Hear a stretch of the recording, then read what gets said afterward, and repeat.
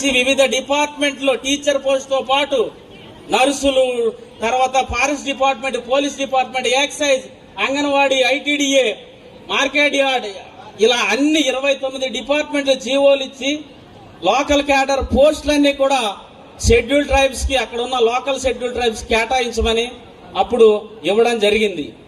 దురదృష్టవశాత్తు చట్ట వ్యతిరేకంగా, రాజ్యాంగ వ్యతిరేకంగా మా షెడ్యూల్ ప్రాంతంలోకి ఎంటర్ అయిన కొంతమంది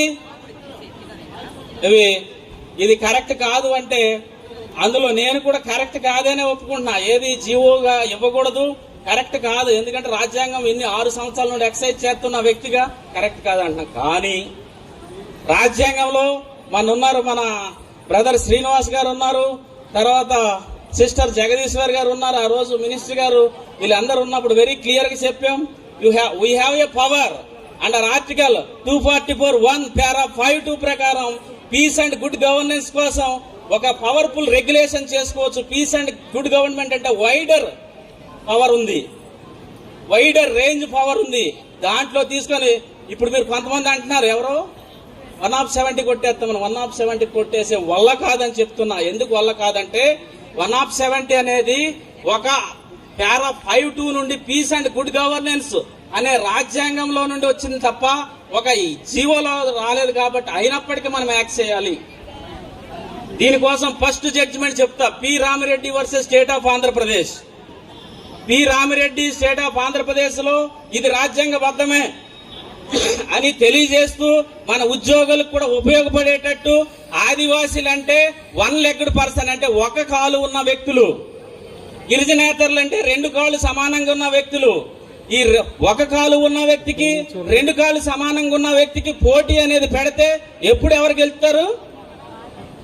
2 కాళ్ళు సమానంగా ఉన్న వ్యక్తే గెలుస్తాడు. కనుక ఆ జడ్జి గారు, ఆ బెంచ్ ఏం చెప్పిందంటే ఒక కాలు ఉన్న వాళ్ళకి మాత్రమే పోటీ పెట్టాలి, 2 కాళ్ళు సమానంగా ఉన్న వాళ్ళకి 2 కాళ్ళు సమానంగా ఉన్న వాళ్ళకి పోటీ పెట్టాలి. ఇది న్యాయబద్ధము, రాజ్యాంగబద్ధము. పొలిటికల్ ఫిలాసఫీ కూడా ఇలాగే ఉందని కూడా చెప్పడం జరిగింది. పొలిటికల్ ఫిలాసఫీ ద్వారా రాజ్యాంగాలు ఏర్పడినాయి. సో కనుక మన అడ్మినిస్ట్రేషన్ అంతా డిస్టెంట్ అడ్మినిస్ట్రేషన్. ప్రతి ఒక్కరు కూడా రాసి పెట్టుకోవాలి. డిస్టెంట్ అడ్మినిస్ట్రేషన్ అంటే జనరల్ అడ్మినిస్ట్రేషన్, ఆర్డినరీ లాస్ కి భిన్నమైన అడ్మినిస్ట్రేషనే ఏజెన్సీ అడ్మినిస్ట్రేషన్. ఏజెన్సీ ప్రాంత పరిపాలన 1874 షెడ్యూల్ డిస్ట్రిక్ట్స్ యాక్ట్ అంటే సుమారు 150 సంవత్సరాల నుండి ఈ డిస్టెంట్ అడ్మినిస్ట్రేషన్ అనేది కొనసాగుతూ ఉంది. కనుక ఇందులో ఎల్టీఆర్ చట్టాలు ఇంప్లిమెంట్ చేయకపోవడం వల్ల రోజు వచ్చేస్తున్నారు. మరి గౌరవ పిఓఐటీడీఏ వారికి, గౌరవ ఎస్టీసీ వారికి పూర్తి స్థాయిలో సిబ్బందిని పెట్టి ఎవరైనా నాన్ డ్రైవ్ వచ్చి ఇల్లీగల్ గా ఆక్యుపై చేస్తే సెక్షన్ 6A ఎన్ఫోర్స్ చేసి వాళ్ళని కాగ్నిజబుల్ అఫెన్స్ ద్వారా బెయిల్ ఉండదు, వెంటనే అరెస్ట్ చేసి లోన పెట్టచ్చు. మరి ఏంటి ఎఫ్ఐఆర్ 1978 నుండి ఈ రోజు దాకా కూడా ఒక్కడు కూడా వేయలేదంటే మన చట్టాలు మరి ఎట్ట పనిచేస్తున్నాయి అనేది చూడాలా. మరి గౌరవ స్వర్గీయ ఎన్టీ రామారావు గారు ఆదివాసీల గురించి ఇంత కష్టపడి 29 జీవోలు ఇచ్చి ఎంతో మంది ఉద్యోగులు అవి భవిష్యత్తులో డెవలప్ అవడానికి బాటలు వేసిన మహానుభావుడు.